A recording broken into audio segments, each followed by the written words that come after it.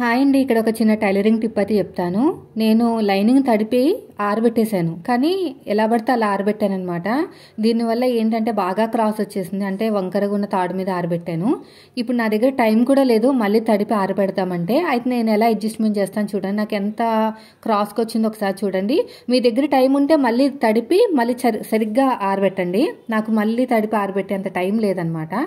ఎక్కడైతే మీకు వంకరగా వచ్చిందో అక్కడ అడ్జస్ట్మెంట్ అనేది ఇలా చేసుకుంటూ వెళ్ళాలి. మీకు టేబుల్ మీద ఇబ్బందిగా ఉంటే కింద చేసేయండి. నాకు ఇబ్బందిగానే ఉంది. ఇంకొక విషయం, మీ ఇంట్లో మళ్ళీ ఎవరైనా సపోర్ట్ ఉంటే కూడా తీసుకోవచ్చు. నాకైతే సపోర్ట్ లేదు కాబట్టి నేనే తిప్పలు పడుతున్నాను. ఎలాగైతే చూస్తున్నారో వీడియోలో సేమ్ అదే విధంగా అడ్డంగా పెట్టి నిలువుగా పెట్టి మొత్తం కూడా ఎక్కడ ఎక్కువ తక్కువ వచ్చిందో అక్కడంతా సాగదీయాలి. సాగదీయటం అంటే మరీ చిరిగిపోయేలా కాదు, ఒక్కొక్కసారి చిరిగిపోతాయి అనమాట. ఎందుకంటే కాటన్ కదా, పైగా తడిపోయాం కాబట్టి కొంచెం ఇబ్బంది అవుతుంది. సో నేను మొత్తం ఇదైతే అడ్జస్ట్మెంట్ చేసేసాను. కరెక్ట్గా వచ్చింది చూడండి. అలా చేసుకోవాలి. ఓకేనా? వీడియో నచ్చితే మాత్రం లైక్ చేయండి.